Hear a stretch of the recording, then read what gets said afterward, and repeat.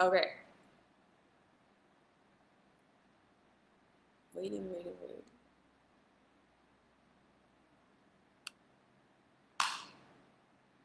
All right. I think we're going here. All right. Hello, and welcome to today's video, where we're going to be talking about forgiveness and the truth about forgiveness. Because I feel like in a lot of the spirituality, self-love, self-help, self-improvement worlds, forgiveness is a concept that's dramatically oversimplified. And we have gotten the message, essentially, that it is virtuous and right and good to be forgiving, and that we should always strive to forgive whoever has hurt us, to forgive whatever has happened. And there's that saying of being angry with somebody and holding on to anger and holding on to resentment and holding on to all of these negative emotions about someone or something is akin to drinking poison and expecting the other person to die. Okay. And I understand the sentiment, right? And that can kind of feel true to a degree, right? Because we can notice in ourselves that when we're holding on to, and I put that in air quotes for a reason, but because that's what the spirituality world and self-help world and the self-improvement world will tell you, right? You're holding on to resentment, you're holding on to anger, you're holding on to these negative emotions that you shouldn't be holding on to. And they're making your life miserable. They're making you unhappy. They're making you feel bad. And if you could just learn to forgive, if you could just get over it, if you could just release these negative emotions, you would feel better. And the narrative is, you're not hurting them. The person that hurt you, the person that you're not forgiving, it isn't being affected by your non-forgiveness. The only person being affected by your non-forgiveness is you. And so clearly the thing you need to do for spiritual enlightenment and spiritual attainment and wisdom and all of these things, ascension, is to be forgiving and to forgive and to let it go and to move on. And again, there are seeds of truth in this. There are little tiny seeds of truth in this, that it is true that negative emotions can feel painful. It is absolutely true that we can have unprocessed anger and unprocessed emotion and unprocessed resentment and unprocessed feelings towards somebody or something that hurt us. And that if we don't do the processing work and if we don't do the investigation work and we don't do all the things that we need to do, we can stay in a place where we're hurting ourselves. But it's for a much deeper reason than just you're staying being upset. You're staying being angry. You're staying being resentful. And it is those things inherently that are harmful. It is those things inherently that are unspiritual and unbecoming and not serving you and all of these things that the spirituality and self-help world tell us. Okay. And I feel like that is a massive oversimplification, as most things in the spirituality and self-help and self-improvement world are. And we have to understand that forgiveness is a very complex concept. Okay? Forgiveness is a very, very, very, very, very complex subject. And there are a multitude of ways that we can be upset with others and with ourselves. And there are a multitude of reasons why we get upset with others and ourselves. And the anger and the resentment and the hurt and the fear and the closing off our hearts and the rejecting of others and rejecting them when we feel hurt and stuck and whatever by them is a reaction. Okay? That's a result of something that happened. That's not the problem. So the first things first is we have to understand that unforgiveness and all the negative emotions that go along with it are not the problem. Those are the reaction to what happened. So again, like all of us in the new age self-help, self-improvement world, we know we don't want to take medicine that just tamps down the symptom, right? We don't want to just treat the symptom. We understand if there's something going on in the body and there's a symptom, We want to find the cause. Because long term, finding the cause, dealing with what the actual problem is, finding the root cause, dealing with that, is long-term solution, right? Dealing with a symptom just means the symptom's just going to keep coming up and up and up and up and up because the cause isn't being dealt with. It's the exact same with forgiveness. When we look at our anger, our resentment, our inability to move on, our sadness, our guilt, or whatever we have in our unforgiveness state, these things are symptoms of what happened. They are not the cause of our pain. So we need to first understand that. The anger, resentment, shame, guilt, whatever we feel are a result of whatever happened that made us go into that state of unforgiveness in the first place. So just trying to tackle the symptoms of the anger and the sadness and the rejection and all the things that we're doing isn't going to solve our problem. Okay? Second thing, there's nothing inherently moral or good or going to give you some reward in being forgiving. Okay, we have to zoom out always with any spiritual teaching. Whenever it's, is this a good spiritual teaching? Is this a real thing? Should we be doing this? Should we be forgiving? Should we be this? Should we be that? Should. I can't tell what the spiritual, if it's actually right or wrong or good or bad. Okay, we have to zoom out and say, okay, well, what's the practical implication? What's the actual outcome of that spiritual teaching? Is there actually anything inherently good about being generally forgiving? If you're the kind of person that just forgives and forgets all the time, does that actually improve your life in some way? Does that make things practically better for you and those around you?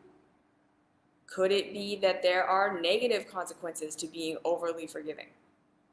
Is it possible that forgiveness in and of itself is not an inherently good or bad thing? It's not inherently moral or immoral. It's not inherently a virtue, a trait that we need to cultivate, nor is it anything that we should reject. It is not something that gives freedom or takes freedom away. We have to look at each individual circumstance. We have to look at each individual time.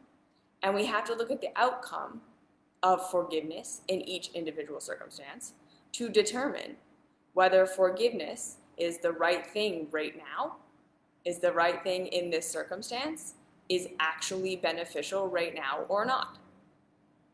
And there's nothing inherently immoral or bad or wrong about being in a state of unforgiveness. There's nothing inherently bad or negative or harmful about holding on to some resentment or anger or shame.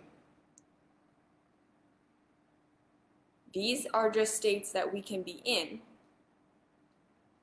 that may absolutely, fully, and completely align with where we are on our path, on our learning, our growth, our expansion path. Exactly what we need to be experiencing, exactly what we need to be feeling right here, right now. So again, I really want to emphasize, in spirituality, whenever you hear a teaching, this thing, this blanket statement is good, and you need to be this all the time, I want you to go red flag. Okay? Life is far more complicated than that. Life is way more complex. And anytime a spiritual teacher or teaching tries to tell you, this is how it is, this is how it should be all of the time, they're missing something. Unless it's, do you deserve compassion and curiosity? Those are the two things that apply all the time. For yourself, on your path, you can always apply compassion and curiosity. But other than that, to tell you that you should always forgive. You should always forgive right now. Okay, you know the person has lost the plot because they're completely oversimplifying the reality of reality. Okay, and again, there's nothing inherently good or bad about being forgiving or unforgiving. This isn't a moral thing. It's absolutely a practicable, reasonable, on the ground level. Sometimes unforgiveness is saving your life. Sometimes forgiveness would be the dumbest thing you could possibly do for yourself. There are absolutely times where forgiveness is inappropriate. And there are absolutely times where we're ready to forgive. And holding on to resentment, again, I'm just going to say this, where we are ready to process past that. Neither of these times and places are morally better or worse than the other. When we have been hurt, when we have gone through something that we perceive to be harmful, we are going to naturally go into a state of unforgiveness, of anger, of sadness, of rejection, of shame, guilt, right? So now we're getting into why are we in a state of unforgiveness to begin with? Where does unforgiveness come from? What is unforgiveness? Well, again, unforgiveness is a reaction, is a response to a perceived harm. That is why we go into a state of unforgiveness. Because we perceive we were hurt, and that can be a correct perception, or that can be an incorrect perception. But the bottom line is, to us, we were hurt. To us, our way of life, our safety, our security, our happiness, our capacity to have what we want and be pleasure was interrupted somehow, either by ourselves or by someone else. And that is why we go into a state of unforgiveness. Okay? So is there anything inherently immoral or bad or wrong about reacting to perceiving that you've been hurt? Right? Like, if you fall down and you cut yourself, is there anything inherently wrong about being upset about that? Crying out in pain? Having the pain response? Would you ever look at somebody and be like, oh, you are unspiritual for hurting, like having a pain response when you fall down and cut yourself? I hope we don't think that, right? I hope we don't say to people, you should transcend pain on all levels. Because again, if we didn't have physical pain when we hurt ourselves, we would die and not know why. Physical pain is not a bad thing. It is not a weakness. It is incredibly important to keep us alive. It's a messenger, right? People with no pain perception kill themselves easily because they don't have the natural biomarker of don't keep going in this direction when there's damage being done to their vessel. And so they keep damaging their vessel until eventually their vessel falls apart. Okay? So we need to look at it exactly the same way with our emotional pain and our mental pain. It happens as a result of perceived, and perceived can be real or unreal, threat to our safety, our security, our way of life. Okay, so that is why we go into a state of unforgiveness. We're reacting to, responding to a perceived harm. And that's a good thing. Because again, just like with the pain thing, if you did not have physical pain to let you know that when you cut yourself or when you burn yourself or you get yourself in a situation where you're destroying your vessel, if you didn't have pain to let you know that was bad, we would keep doing it and doing it and doing it until the body gets so destroyed that it can no longer function and you die. It's a survival necessity that we have strong reactions to something that is harming us. I think we can all understand that on a physical level. None of us would want to not have pain when we're burning ourselves. None of us would want to not have pain when we're cutting ourselves. None of us would want to not have pain when there's something being disrupted in our physical body. Because then again, we wouldn't know that we were destroying ourselves, and then we would destroy ourselves and not know why. And we would die and not know we were killing ourselves. And I don't think any of us want that. Okay? So can we all be okay with that? That's not unspiritual. To have pain and to respond to pain is not inherently unspiritual. It's very practical and purposeful and incredibly important for our survival. Yes? Okay, so we can understand that on a physical level. What's the difference between that and our pain on our mental and emotional levels? And usually, again, when we're hurt by someone or something in some way, it's not just mental and emotional. There's something that our being is perceiving as being threatening to our survival, threatening to our way of life, threatening to our capacity to have what we need, to feel secure, to be safe.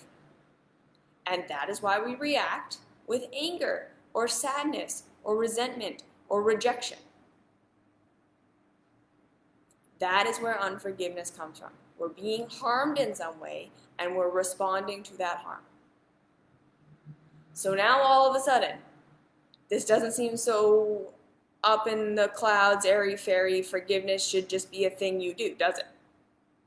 Because again, if we cut ourselves, and it hurts, and we notice that pain, but we don't learn from it, we don't stop cutting ourselves, we don't do something different, we just keep cutting ourselves, what happens?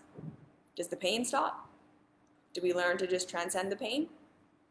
Do we just get rid of the pain? We stop holding on to the pain so that we're no longer being angry at the knife and expecting the knife to die? Like, all of a sudden this sounds really silly, right? But I know it's like, when people talk about forgiveness and when people talk about these things, it can just sound so logical and reasonable, spiritual teachings, right? Like, yes, of course, me holding on to this anger, I'm drinking my own poison and expecting them to die. Like, yes, it makes perfect sense. I just need to forgive them and let it go. But then if I'm saying, okay, unforgiveness is a reaction to pain. Unforgiveness is a reaction to something where we perceive we're being harmed on some level. Mentally, emotionally, spiritually, physically, sometimes all three. 4. Yeah. In a physical situation, if a knife is cutting me, is it my job then, in order to stop the pain, right? Because now there's pain. But is pain the problem? Is pain the problem, or is the fact that I'm being cut and therefore my tissue is being destroyed the problem? What's the problem? When I cut myself and it hurts, is the thing that's wrong there the pain, the reaction to being cut?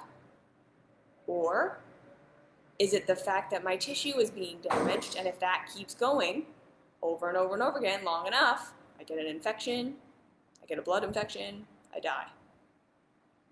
I keep cutting myself, my tissue damages over and over and over again. That's not great for me. So what's the actual problem? The pain that I feel when I cut myself, or the fact that I'm cutting myself? Because the cut equals the damage. The pain is just the messenger.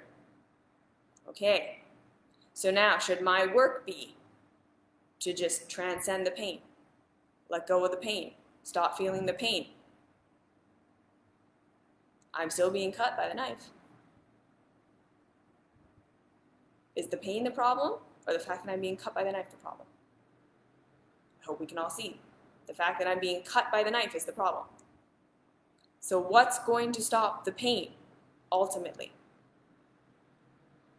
When I learn that cutting myself with a knife damages my tissue. Okay, so maybe I need to stop cutting myself with the knife. And then maybe I need to do something to repair the tissue damage.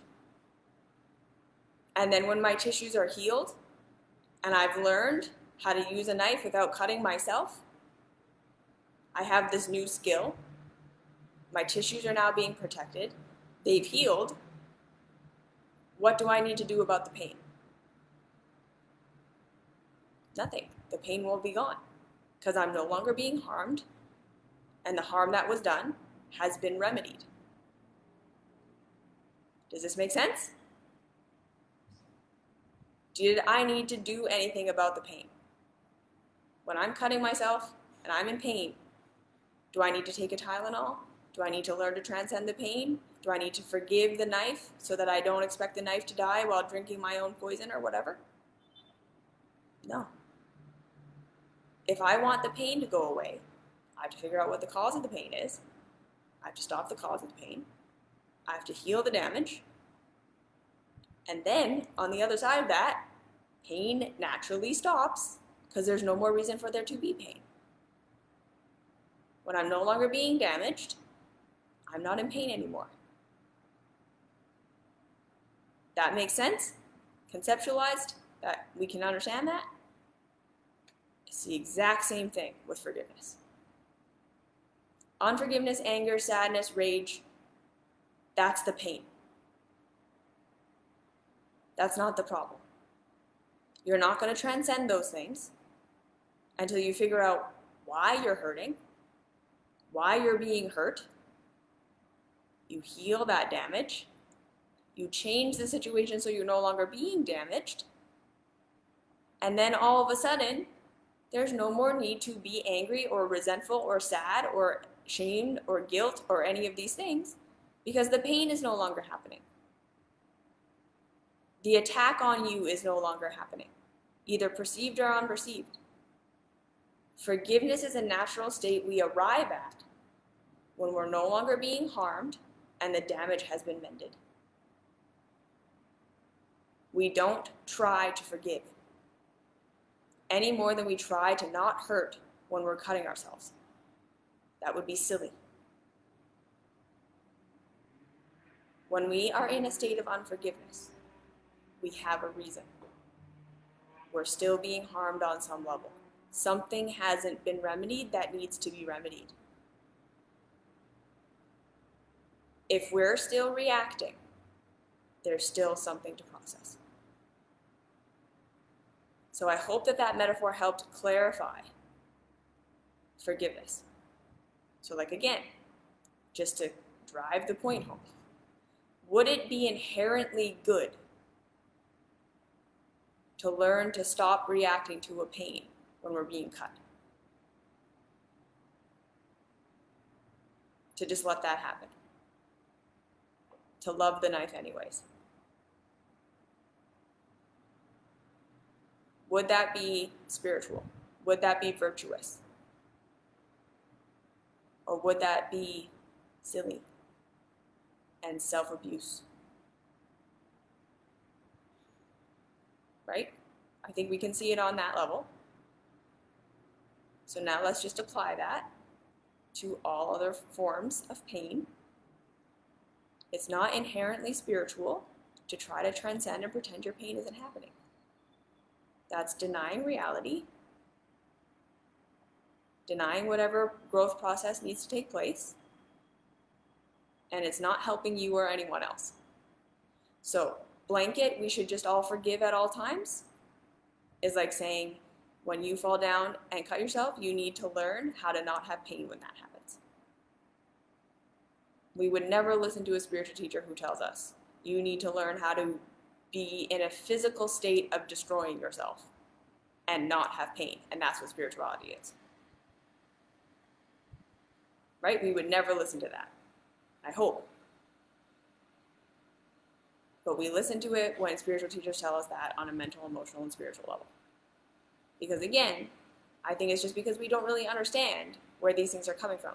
We still think that our emotions are irrational, or they're for no reason, or that we react and respond to things wrong, right? And again, it's not to say that there isn't complexity here. Because again, we can be perceiving that we're being hurt and harmed when we're not. We can be perceiving that someone is attacking our safety when they aren't. We can be perceiving that we're being slighted when we aren't. That's possible. Okay, but again, in those situations, the solution isn't just forgive. Just let it go. Just stop feeling that way. Right? Because again, come on. Right? Like, I just really want to say, there's no such thing as just stop feeling that way. There's no such thing as just stop feeling that way. Again, that's like someone coming up to you when you have a headache and then just being like, just stop having a headache. Just choose not to. And I know that there are some people out there who really believe that that's a thing, but I'm going to say for most of us, practically, we know. You didn't choose to have a headache. You didn't sit there that day and be like, oh, I'd really like to have a headache. I'm going to have a headache, and now I have a headache, and I can just make it stop whenever I want, and I just don't want to. Right? Like, we'd be like, screw you, when someone tells us to just stop having a headache. But we listen when someone says, just stop feeling that way. Just stop having that anger. Just choose not to feel that way. And I think that, again, on a level, we can get to a place where we can choose not to feel some way when we've processed why we felt that way to begin with and have found new ways of expressing and living and being that serve us so that we can choose to feel a different way. That's possible. But again, it's not just because you just sit there and decide not to be angry anymore. There's a process involved. We have to go through the emotional process, right? So the vibrational scale that we find in Power versus Force, the book Power versus Force, the vibrational scale, it's a roadmap, not a measuring stick. It's a roadmap, not a measuring stick. You don't choose which level you're going to be on. And it's not virtuous to be at the higher levels and bad to be at the lower levels. It's more, this is what a natural human being is naturally going to cycle through when they perceive they've been harmed. That's what that should be looked at. That's how that should be viewed. When we perceive we are being harmed, we go into that state of victim mentality. Because again, that's the natural response to a pain we don't understand, that we aren't in control of. That's what we do. It's not a spiritual or unspiritual thing. That's survival. We go into defense, we go into victim, we go into shame, we go into guilt because we don't know what to do. We turn it in on ourselves, we lash out because we're mammals, we're animals,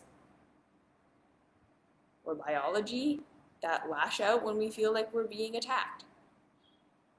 Okay? That's human nature, that's life nature, that's survival. That's how we survive. So from there, we're going to hit anger. Because what does anger do? What is the purpose of anger?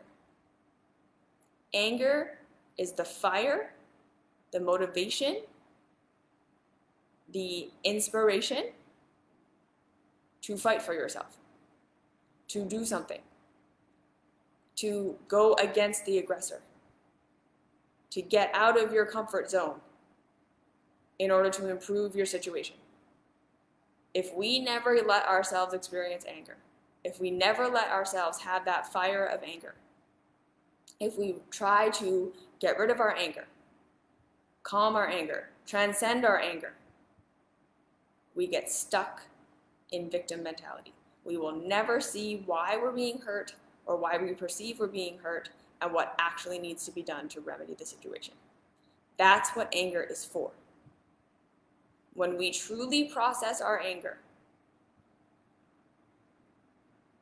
we will discover why we were angry, what was harming us, or what we perceived was harming us, and we will be motivated to do something different. That's what anger is for.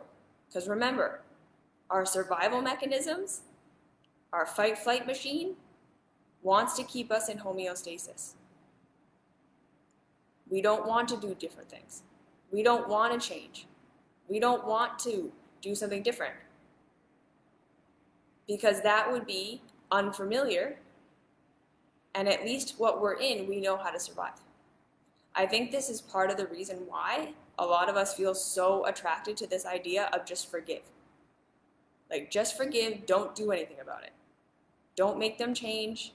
Don't ask for change behavior. Don't change our own behavior. Because really what we're attracted to in that teaching is the survival homeostasis. That means we don't have to change. That means we don't have to challenge the status quo, which is something I know how to survive with it. Even if we're being attacked and it's horrible and it's terrible and we hate every minute of it, change is scary.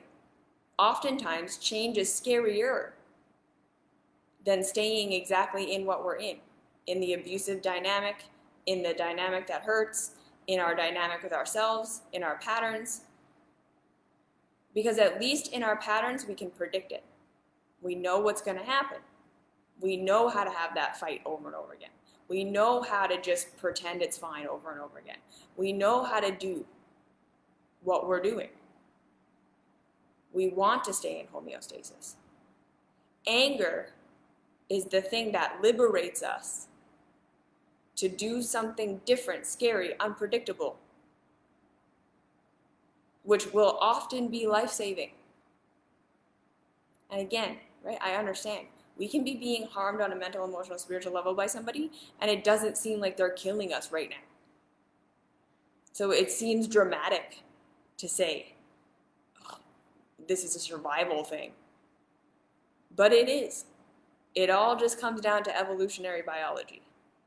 As much as we want to make ourselves these very complicated beings, on lots of levels, we're not that complicated. We are biology that wants to survive. Survival happened by the people who were best able to predict their environment. So those genes got passed along. So our bodies, when we're scared, when we're being hurt, when we're being harmed, the first thing we want to do is double down on what we're doing. So of course, the teaching of you can just choose to feel different without having to change anything else sounds really good to that part of ourselves that just wants to keep everything the same because that's safe. Are we resonating with this? We get it? You can just change your inner world and then everything will be fine on the outer world is that relief from, no, you're going to have to do something different, and that's going to feel really scary to your nervous system. If you're being harmed, you can't just keep going and expect to just feel different about it one day. Same thing with the knife. If you're cutting yourself with a knife, you're not going to just wake up and feel different about it one day. It's just going to keep hurting your tissue until you stop. So when we are in a state of unforgiveness, we are reacting and responding to a perceived threat. That perceived threat could be absolutely true. It can be in our minds. It doesn't matter. We're responding to a perceived threat. That's why we're in that state. And then it's our work to figure out where we're being harmed, how we're being harmed, if we're being harmed, and what needs to be done to remedy that situation so that we're no longer being harmed. And then we will naturally arrive at forgiveness. We will go through anger, and then sadness, and then apathy, and then all the rest of the steps, learning something each step along the way, changing something about the way we interact, the way that we're living, the way that we're doing things, until eventually we have changed the circumstance that was hurting us, remedied the damage, and are no longer in a position of being damaged, no longer in a position to be threatened like that. and then we will naturally forgive when we're no longer in a state of threat. That's what forgiveness is. We fixed the damage. There's no more damage being done. We're safe. Or we know how to handle it now. We know how to defend ourselves now. We know how to protect ourselves now. The threat isn't so threatening. Naturally, we forgive. We don't hold on to resentment when we're safe. Okay, I'm going to say that again. We don't hold on to resentment when we're safe. We don't hold on to resentment when we're safe. So long as we're holding on to resentment, there's some part of us that does not feel safe, that does not feel secure, that does not feel like we're going to be okay. And it's continuing to show up to warn us and protect us from the threat we perceive we are under. That is why we are in a state of unforgiveness. Something is still hurting us, or we're still afraid something could hurt us. So this is why sometimes we can be completely removed from someone or something that was harming us and still feel all this anger and rage and resentment towards them. Like they could no longer be in our life. They could have been out of our lives 20 years ago. But if whatever they did to us caused us to hate ourselves in some way, to believe something about ourselves or the reality that isn't true, yes, to believe that we suck, to believe that we're shitty, if we went through something where we're now feeling like that could happen again and again and again and we don't know how to protect ourselves, like now we're constantly on the lookout for that same threat, we will stay in a state of unforgiveness because we're trying to protect ourselves from either the program that was set in place by that person who harmed us that we're now carrying out in our own lives. So this is a lot with childhood trauma, with how our parents trained us to see ourselves and how our parents trained us to live and how our caregivers trained us to see ourselves in the world. If we're holding on to resentment, it's usually because we still are carrying maybe totally unconscious, subconscious programming of how they taught us to see ourselves and how they taught us to see reality, that our natural guidance system is constantly saying, this isn't right, this isn't right, this isn't right, this isn't right, this hurts, this is bad. But to us, it's our programming. So it seems totally normal and reasonable and exactly how we should be doing things. And so we have this whole big mix-up of hating ourselves and hating them. And maybe we literally haven't spoken to our parents in 10 years and we still harbor all this resentment. It's usually because we still believe about ourselves the things they told us to believe.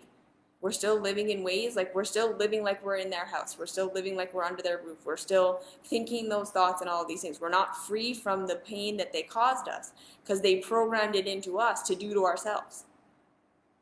And our emotional guidance system is just going to keep telling us and telling us and telling us until we see it, until we change it and evolve it.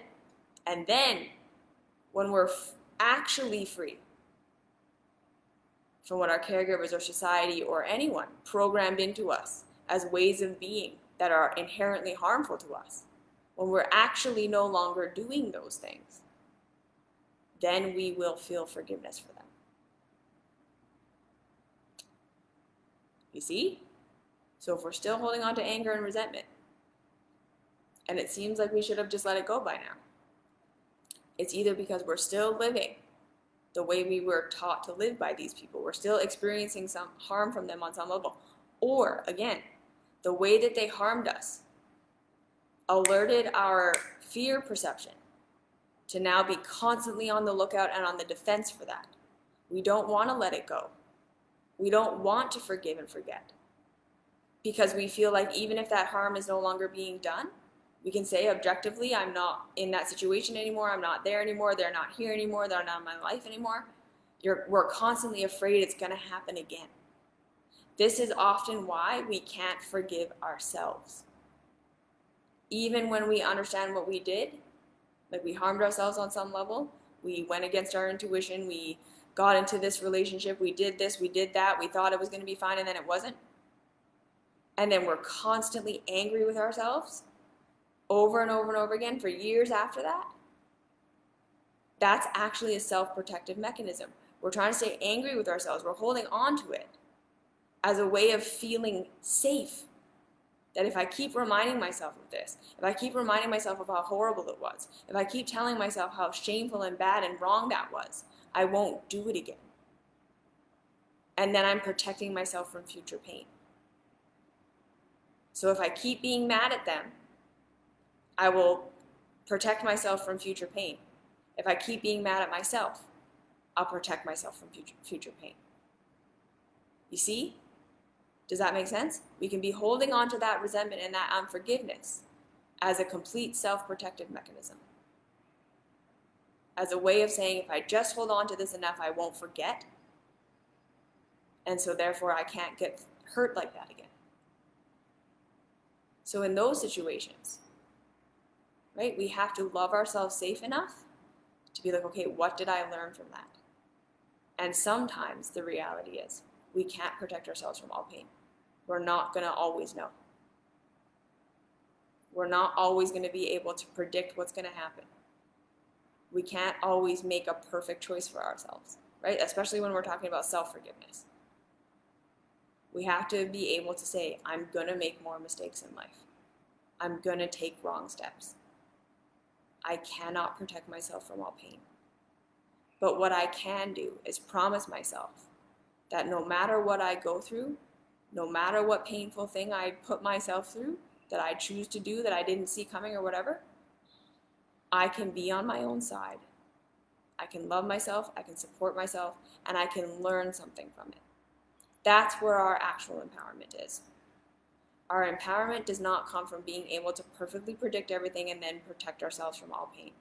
If we can slowly start to remedy our nervous systems and let ourselves know that life is always going to be inherently, there is going to be some chaos. We're not going to be able to predict it. We're never going to be able to protect ourselves from all pain. That's not a reality. It doesn't matter how high vibes you are, how much you manifest, how much you try and think positive, blah, blah, blah, blah, blah. Life is complex. Things are going to happen. We're never going to have 20/20 vision on the future. We're going to get hurt. We're going to hurt ourselves. It's going to happen. Our power is, how can I love and support myself through it so that I don't feel abandoned? Because that's a huge thing. A lot of the time, the pain that we go through is half as painful as it actually is.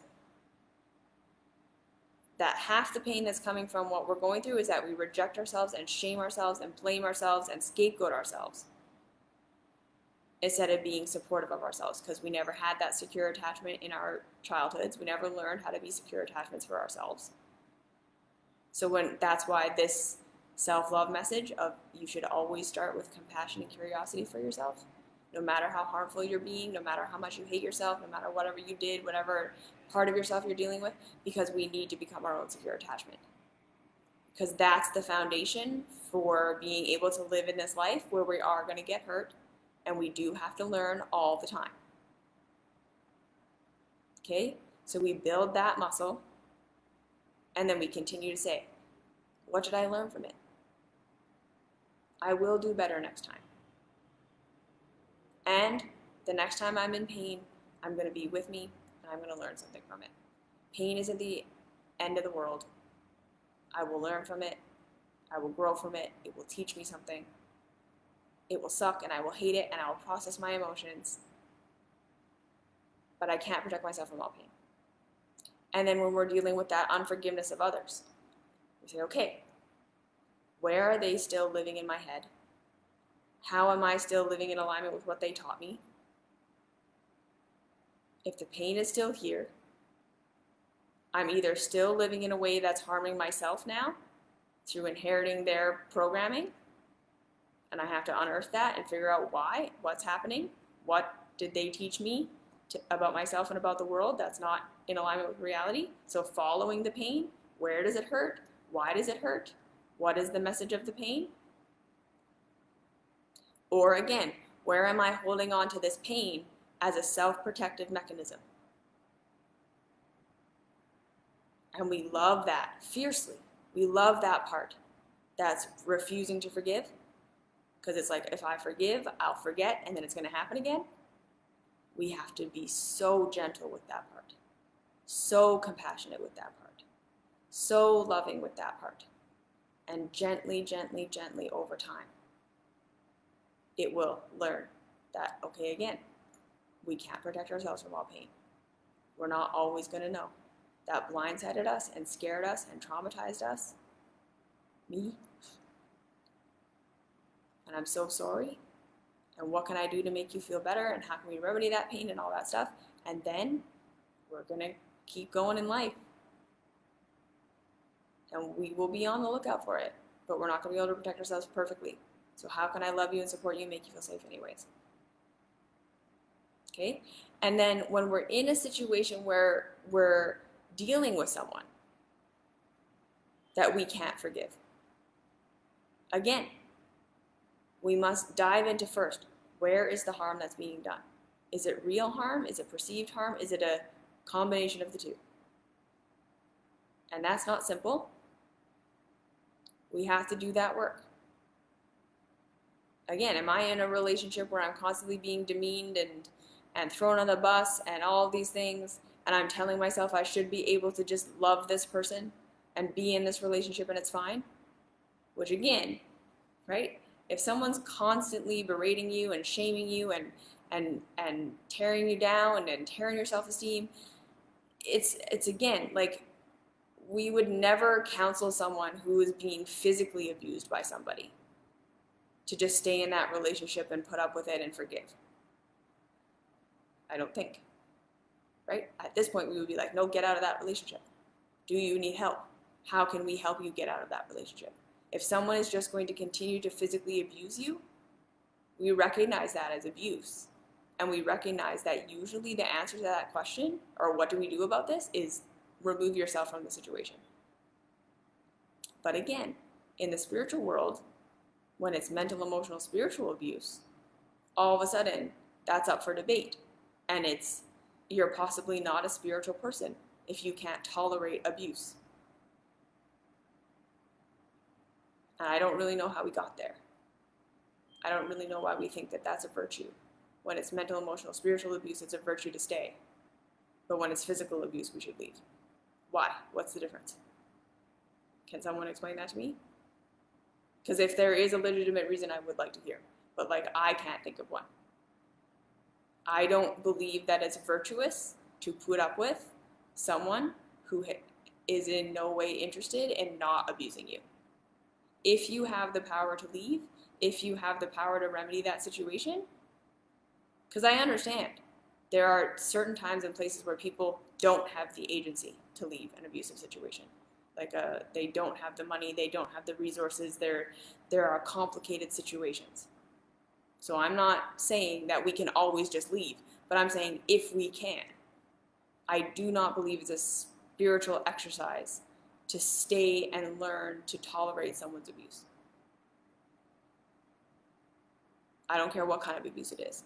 If you can leave, and of course there are times where we can communicate, hey, you're abusing me, I'm finding this abusive, right? And if the person can understand that and change their behavior, great. If they want to gaslight you and tell you that it's not happening or that you're overreacting and all of these things, again, right? I think that there's that too, right? It can get muddy. It can get confusing with spiritual, mental, emotional abuse, where it can seem like, well, you're taking it the wrong way, or that's not what I meant, and all of these things. And it can be hard to discern, is this actually an abusive behavior, or am I just taking it the wrong way? And that's why I'm saying it is complicated. I totally understand that, and I validate that. So again, when we're harboring unforgiveness towards someone in our actual life, we may need to go on a process of figuring out, is this perception? Is this something we can communicate about and change? Is there a boundary that I just need to put up so that this kind of harm stops happening, but the relationship can keep going because there's still some value in it? Do I need to leave? These things, these questions cannot be answered simply. It is not just forgive. We have to figure out, why do we feel the unforgiveness? Where is that coming from? What's the harm being done, or the perceived harm? And then what's the remedy for that? And there's no blanket answer for any of those questions. That's where we have to do our own work in our own situations, each individual situation on its own, to figure out what the appropriate solution is for each individual situation. Because again, remember, when we're no longer being harmed, we are naturally in a state of forgiveness. So until that happens, there's still harm somewhere. There's still misperception somewhere. There's still us trying to protect ourselves and defend ourselves from something somewhere. So the ultimate answer again, right, is we start with compassion and curiosity. When we are in a state of unforgiveness, we don't try to forgive. We don't try to force ourselves to be in a state of forgiveness. We don't assume there's some moral thing about being forgiving. That's not reality. Reality is, when we are no longer being harmed, we are naturally in a state of forgiveness. When we have remedied the harm done, we are naturally in a state of forgiveness. When we have learned what we could learn from the situation, and we have grown from it, and we're stronger now, and more aware, and more resourced, and more in tune with ourselves, we are naturally in a state of forgiveness. So if we're not there, there's still some processing to do. We have to understand this. We have to stop believing that there's some overarching goodness or badness about forgiveness. There isn't. Forgiveness is a state we arrive at when we're no longer being harmed. And in order to figure out that harm, sometimes it requires a lot of investigation. Because sometimes, again, it's programming that was in there from day one. We're harming ourselves and we don't even know that we're doing it because it's normal. So we're harboring all this unforgiveness and we don't know why, but it's because our emotional guidance system can't be programmed. So it's all like, right, the pain response can't be programmed. It's always going to respond to something that's harming us. So long as that's happening, we have to listen. And even if, again, it's perceived, because that's possible. We can absolutely be perceiving that we're being harmed when we're not. That's totally possible. But again, the only way we're going to figure that out is first through compassion and curiosity for the part of us that is holding on to that resentment and is trying to defend ourselves and is scared and doesn't want to hear it and doesn't feel good. So if you're holding on to past resentment, you can't let something go. You're trying to protect yourself from a pain that happened that you didn't understand. That's why you're doing that. So you need to investigate that. What happened? Where did that pain come from? Can you process and be with the part of yourself that had that pain that you couldn't predict, that you didn't see coming, that then rocked your security, and now you're like, well, if I didn't see that coming, I might never see it coming. If I'm not in constant alert and lookout for it, it's going to happen again. Yeah, right? That part of you needs love, compassion, security, of course. Okay, well, what did I learn? How can I best mitigate it? But yeah, there are some realities where we can't protect ourselves from all pain all the time. So how can I be my own secure attachment so that I can work through it if that happens? Right? I've been in plenty of situations where I did something that in hindsight, I was like, I knew that was going to be horrible. And I did it anyways. And I was so mad at myself. And I could not let it go. Like, I was so mad at myself. And for like a month, I just like laid in my bed trying to love myself and was just like, no, like, you did that to me. That was so stupid. And I was like, okay, at the end of the day, what it was I made a choice that caused me a lot of pain. So of course, I wanted to protect myself from it. So that anger was coming up to fuel me, because the thing was, I made the choice that I made that hurt me out of codependency. I did it to please others. And that anger was there because it knew that I hadn't actually learned that in the future I had to make a choice to disappoint others to protect myself. I wasn't ready to do that. So I kept being mad at myself because that program that was going to make it so that I was going to get hurt again was still there. It wasn't until I realized, okay, I did that thing out of codependency. That's the part of me that needs love. That's the part of me that needs nurturing. So again, it's not like, oh, you were codependent. Fuck this part. Fix it. It's like, okay, yeah, that's the part of me that needs a lot of love, that needs a lot of security, that needs to be really supported and gently, gently, gently shown how to stand up for myself, how to say no even though people are going to get disappointed, how to say I'm not going to go through with it even though that'll make you happy because look at what it did to me. And when I eventually learned how to do that, I was no longer mad at myself for making that choice. Because I didn't have to protect myself anymore, right? The thing that actually caused the pain was not doing the thing that I did. The thing that caused the pain was the fact that I was codependent and therefore was going to constantly keep abandoning myself, harming myself for other people, and I was going to stay being angry at myself until I learned how not to do that. There was going to be that feeling of resentment until I learned how to not do that anymore.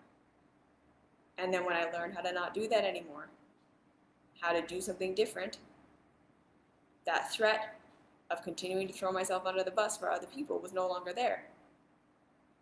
And so then I didn't hold on to that resentment towards myself. You see? And there was some level of, and I'm going to make mistakes again. I'm totally going to hurt myself again. There are going to be times when I do things that aren't perfect for me. And I'm going to love myself through it. I'm going to learn from it. I'm going to become stronger. I'm going to be here with me. I'm not going to abandon me. I'm not going to shame me. I'm going to be my own secure attachment when I make mistakes. That's how I got through it. And then healing, forgiving others. Again, for a long time with my caregivers, I was very, very angry with them because I was still living like I was living under their roof in totally unconscious, subconscious ways, because the ways they programmed me, just like all of us, were my normal. So I had to really investigate, okay, something is hurting. This is totally normal to me. This seems totally right, logical, I get it, but it hurts. Right? And changing my way of being, changing my way of being, changing my way of being so much until I'm literally living such a different life, internally and externally, so that it actually resonates and supports me. I'm no longer angry with them because the power they had over me is no longer a thing. Like, they're not here, but also I'm in control of it now. I'm no longer living things that they taught me that didn't work for me. And then all of a sudden, I don't see them as these evil people who tried to harm me. They were just people. They were just doing what they were doing. But that was a natural thing. I didn't try to forgive them. I didn't. I let myself be very angry with them for a very long time and continued to process why and how I was still living as though I was there and how that stuff was still affecting me. And I fixed that stuff. And then the pain was no longer there. Forgiveness happened naturally. I just remember waking up one day being like, oh, I don't hate them anymore. I just see them as people now. Like, so it shifted by itself. And it's because I let myself question why it hurt, what hurt, process it, cry, get angry, change stuff. When the pain is no longer there, when the threat is no longer there, forgiveness is a natural state. Okay? So, I hope that helps. Hope that clarifies some things. Let me know if you have any questions, comments, concerns in the comments. And until next video, I love you. You're perfect. You're deserving of love and compassion always. Forgiveness is a natural state you arrive at when you're no longer being harmed. Let that be the takeaway. You don't try to forgive. You process the pain. It's valid. It's always valid. Even if it's perceived pain, it's still valid. Okay? Okay. I love you. You're perfect. Everything about you is great, and you are worthy of your journey. I'll see you in the next video. Mwah.